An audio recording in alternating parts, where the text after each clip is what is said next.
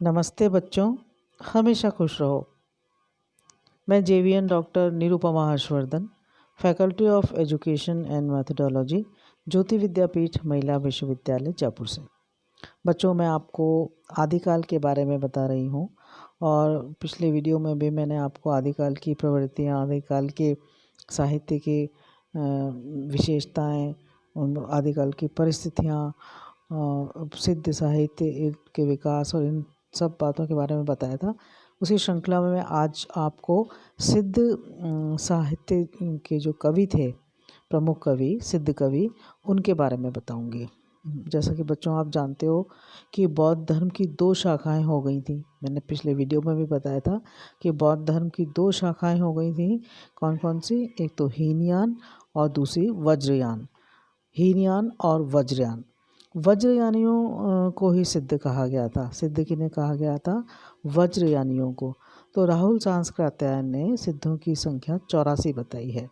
ये बच्चों प्रश्न भी आता है परीक्षा में कि सिद्धों की संख्या कितनी है, तो सिद्धों की संख्या 84 है, जो कि राहुल सांस्कृत्यायन ने बताई है। और ये लोग अपने नाम के पीछे पा जोड़ते थे। जो ये सिद्ध थे, ये अपने नाम के पीछे पा जोड़ते थे, जैसे सरहपा, लुइपा, सबरपा, डोमिपा, है ना। तो इस प्रकार से ये अपने नाम के पीछे पा जोड़ते थे। और 7वीं 8वीं शती में सिद्धों का समय माना गया है कि भाई 7वीं और 8वीं शती जो है वो समय जो है वो सिद्धों का है। तो इनमें कुछ जो प्रमुख सिद्ध कवि हैं उनके बारे में अपन जानते हैं। जैसे कि सरहपा हैं, और सरहपा के लिखे हुए 32 ग्रंथों का उल्लेख मिलता है, जिनमें दोहा कोश उनका प्रतिनिधि हिंदी ग्रंथ है। राहुल जी ने सिद्ध साहित्य परंपरा के प्रवर्तक के रूप में सरहपा का नाम ही निर्धारित किया है। इनकी भाषा पर अपभ्रंश का प्रभाव बहुत कम है। तो राहुल जी ने सरहपा को ही प्रथम सिद्ध साहित्य परंपरा का प्रवर्तक माना है। फिर बात करते हैं शबरपा की। और ये जो शबरपा हैं, इन्हें सरहपाद का शिष्य माना गया है। शबरपा को सरहपाद का शिष्य माना गया है और इनका जन्म 780 ईस्वी में एक क्षत्रिय कुल में हुआ था। कहा जाता है कि ये शबरों जैसा जीवन यापन करते थे, इसलिए इन्हें शबरपा नाम से जाना जाता है। इनके ग्रंथ चर्यापद तथा वज्र योगिनी साधना नाम से मिलते हैं। अगले जो कवि हैं, सिद्ध कवि, वो हैं लुइपा। कौन से? लुइपा। हरप्रसाद शास्त्री ने इनको आदि सिद्धाचार्य मानते हैं।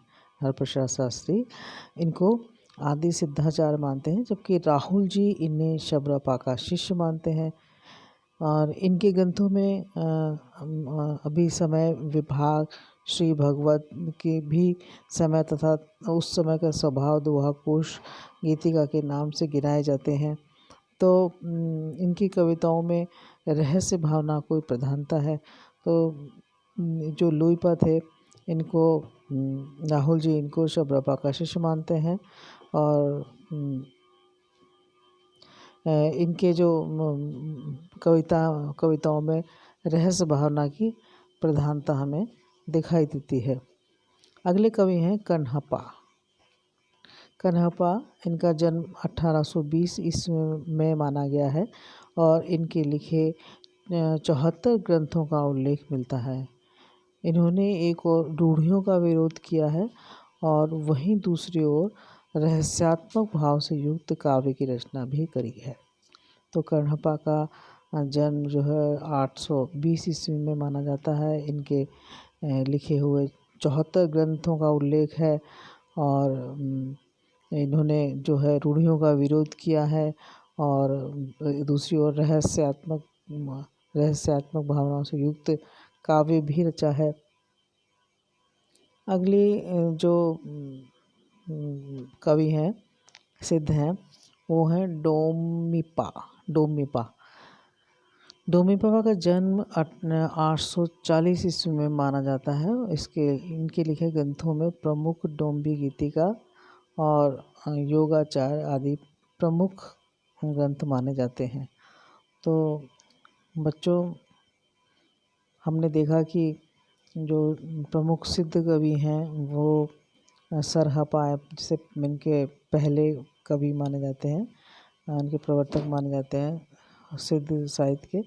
और सरहपा हैं, शबरपा हैं, लुईपा हैं, कन्हपा हैं, नोमीपा हैं और कुक्कुरिपा हैं।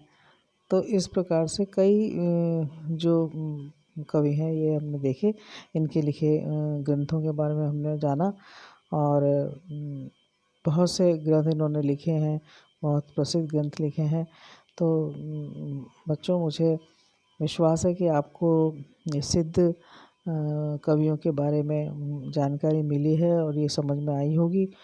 फिर भी आपका कोई प्रश्न है, आपको कुछ इसमें ऐसा लगता है समझ में नहीं आ रहा है, आपको कुछ पूछना है, तो आप मुझे कमेंट बॉक्स में कमेंट कर सकते हैं। मैं उसमें आपको देखकर उसका उत्तर दूंगी, आपकी समस्याओं को हल करूंगी। और ये सेशन हमारे ज्योति विद्यापीठ के डिजिटल वर्जन 2.0 से हो रहा था। अगले वीडियो में मैं आपको और इसके बारे में बहुत से और बातें बताऊंगी। तब तक के लिए नमस्कार।